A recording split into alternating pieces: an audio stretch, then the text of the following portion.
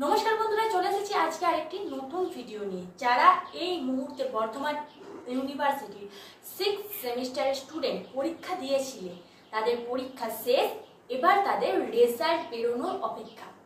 এই 6th সেমের result কবে বেরোচ্ছে বা 6th সেমের যে হার্ড কপি আমরা পাবো, সেখানে কি শুধু 6th সেমের রেজাল্ট থাকবে না সমস্ত সেমের রেজাল্ট থাকবে, অর্থাৎ যে 6টি সেম আমরা দিয়ে এসেছি সেই 6টি সেমের রেজাল্ট থাকবে।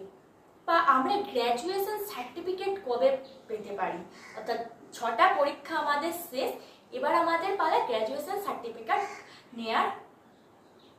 তো এই গ্র্যাজুয়েশন সার্টিফিকেট আমরা কবে পেতে পারি বা তোমাদের স্পট এভালুয়েশন, এই স্পট এভালুয়েশন কথাটা অনেকেই শুনেছো, সেটা সম্বন্ধেও অনেকে জানতে চাইছো যে স্পট এভালুয়েশন ব্যাপারটা কি।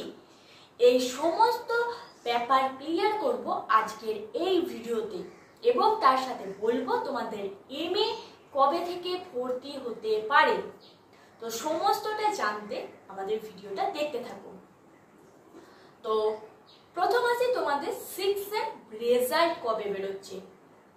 তো 5th সেম রেজাল্ট আমি তোমাদের যেমন বলেছিলাম যে তোমাদের পরীক্ষার পর 16 থেকে 20 তারিখের মধ্যে তোমাদের 5th সেমিস্টার রেজাল্ট বেরোবে, 16 থেকে 20 জুলাইয়ের মধ্যে। সেই রকমই তোমরা দেখেছিলে যে 18 জুলাই তোমাদের 5th সেম রেজাল্ট প্রকাশিত হয়েছিল।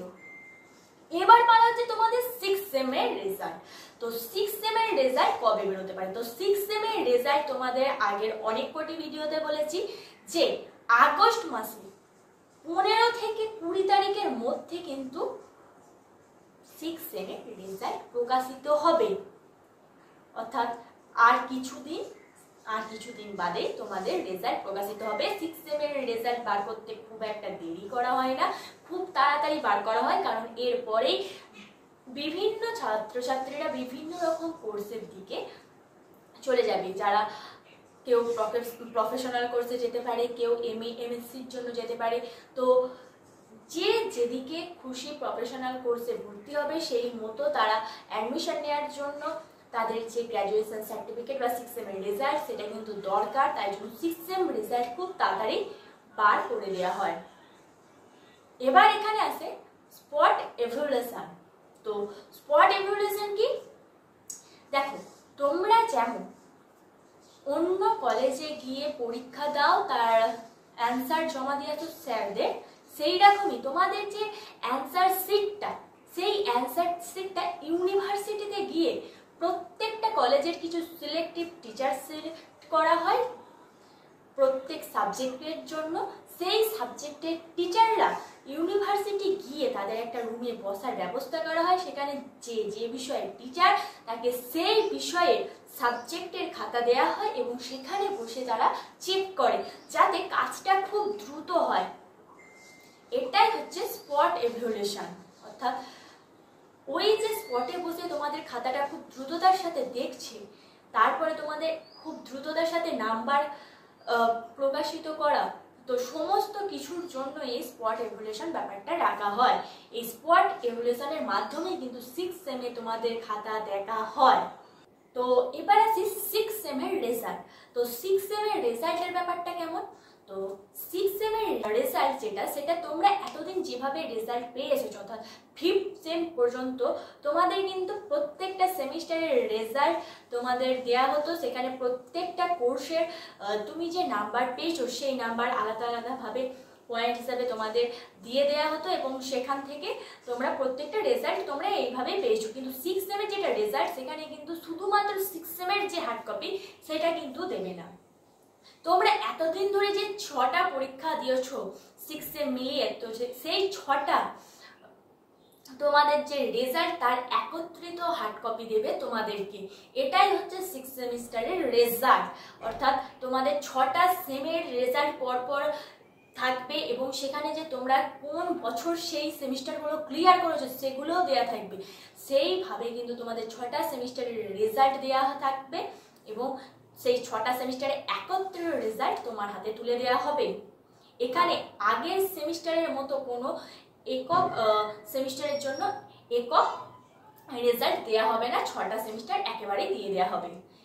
এবং এই সেমিস্টারের এই যে 6 সেমিস্টারের রেজাল্ট, এই 6 সেমিস্টারের রেজাল্টে আরেকটি ব্যাপার হচ্ছে যে এখানে সিসি অ্যান্ড ডিএসসি থাকবে। যারা অনার্স পেপার, তাদের যে অনার্স পেপারের নাম্বার সেইটা ক্যালকুলেট করা থাকবে, এবং অল কোর্স অর্থাৎ সিসি অ্যান্ড ডিএসসি এবং যে তারা পাশের সাবজেক্টগুলো নিয়েছিল সেইটা থাকবে। যারা অনার্স নিয়ে পড়েছো তাদের যে রেজাল্ট সেখানে থাকবে, এবং যারা শুধুমাত্র জেনারেল কোর্সে সেখানে শুধু অল কোর্সের নাম্বারটা দেওয়া থাকবে।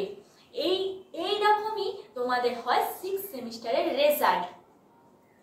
তো 6 সেমিস্টারে যদি তোমাদের কোনো একটি সেমিস্টার ক্লিয়ার করা না থাকে তাহলেও তোমাদের কিন্তু 6 সেমিস্টারের যে রেজাল্ট সেটা তোমাদের প্রোভাইড করবে, কিন্তু সেই সেমিস্টারের রেজাল্টে তোমাদের লেখা থাকবে এসএনসি, অর্থাৎ কোনো যদি সেমিস্টার ক্লিয়ার না থাকে অর্থাৎ সেমিস্টার নট ক্লিয়ার, সেক্ষেত্রে তোমাদের এসএনসি লেখা থাকবে। যে সেমিস্টারটা ক্লিয়ার নেই সেই সেমিস্টারটা যতদিন না তোমরা ক্লিয়ার করতে পারছো ততদিন কিন্তু তোমরা এই যে 6 সেমিস্টারের যে রেজাল্ট সেটা কিন্তু কোথাও কাজে লাগাতে পারবে না।